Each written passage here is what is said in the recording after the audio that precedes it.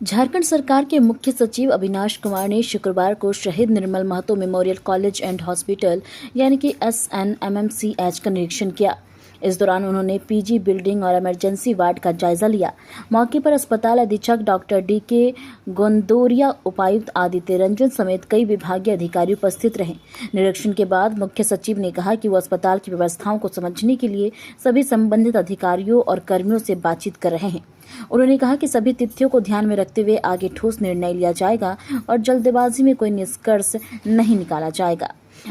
उन्होंने कहा कि राज्य सरकार का उद्देश्य है कि अस्पतालों में बेहतर स्वास्थ्य सुविधाएं उपलब्ध हो, मरीजों और उनके परिजनों को किसी प्रकार की परेशानी न हो और सभी जरूरी उपकरण उपलब्ध कराए जाएं। इसी दिशा में आगे काम किया जाएगा। मुख्य सचिव ने यह भी बताया कि सुपर स्पेशलिटी हॉस्पिटल का निर्माण लगभग पूरा हो चुका है और इसे जल्द ही पूरी तरह से शुरू किया जाएगा।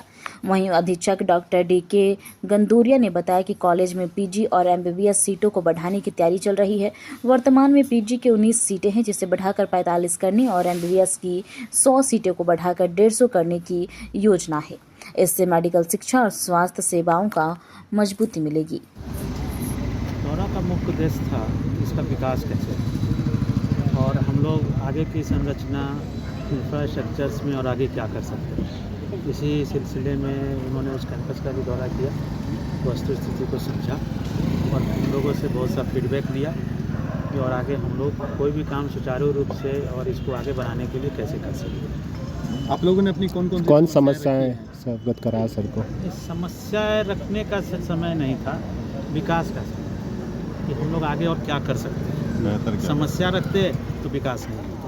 हम लोगों ने विकास की बातें की और हम लोग क्या बना सकते हैं, किस तरह से पीजी 150 सीट ले सकते हैं, 250 के लिए क्या है, तो उस सब में क्या स्ट्रक्चर चाहिए, इसी सब मामले में डिसाइड किया।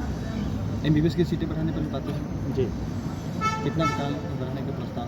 हम लोग अभी 150 पर जा रहे हैं, लेकिन 250 का हम लोग का लॉन्ग टर्म गोल है। और जो बेड की संख्या वो कितना तक बढ़ाने का प्लान है? 1000 करना है।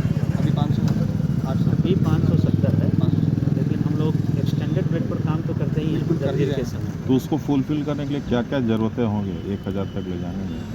नई बिल्डिंग का प्रपोजल आ रहा है, नया बिल्डिंग होगा, मैन पावर होगा, इंफ्रास्ट्रक्चर्स होगा, उसमें क्या दिक्कत आएगी, ये सब चीज़ डिस्कशन हुई है। SNMCH का और फैकल्टी की काफ़ी कमी है सर। पीजी की पढ़ाई सही से नहीं हो पा रही है और MBBS की सीटें भी बढ़ानी है। तो क्या कुछ आपने देखा और भविष्य का क्या प्लान है? वही समझने की कोशिश कर रहे हैं।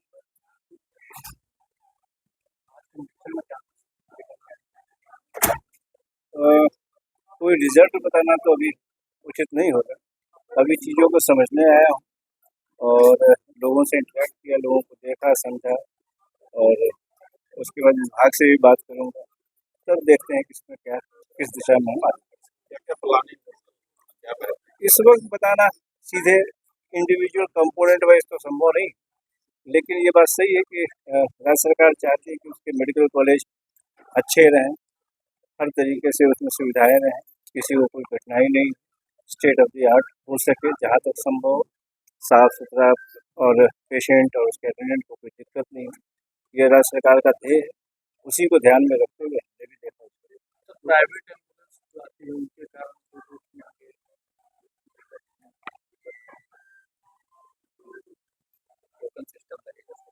ये तो मुझे आइडिया नहीं समझना।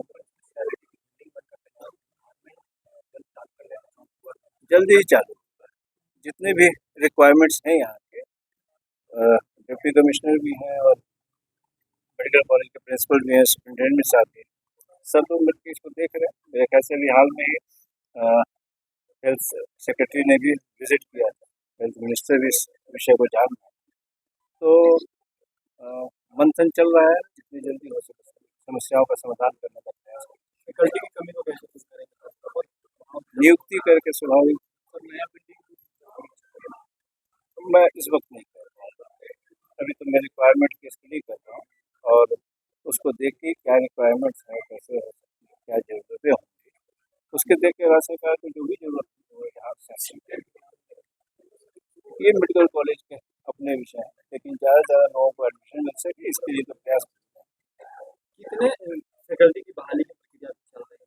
मैं ये मेरा क्षेत्राधिकार नहीं है कि 20 है, 25 है, 30 है, लेकिन जितनी रिक्वायरमेंट्स होनी चाहिए उसमें 2 चीज़ें होती हैं, एक तो नया इंडक्शन और प्रमोशन, ये दोनों ही काम पर कार्य चल रहा है। सर गर्भवती महिलाओं की जो अल्ट्रासोनोग्राफी की व्यवस्था है वो फिलहाल यहाँ पर आएगी, बिल्कुल आएगी। मैं समझने का प्रयास कर रहा हूँ, एक फील्ड लेवल पे एक मेडिकल कॉलेज के जो की पर्सनल्स हैं उनसे बात करने के बाद उनकी जो समस्याएं हैं, उनको जो अपने काम के निष्पादन के क्रम में कठिनाई उसको अगर राज्य सरकार के स्तर पर समझा जाए तो मेरे ख्याल से उनके समाधान पर ज़्यादा अच्छा फल मिल सकता है।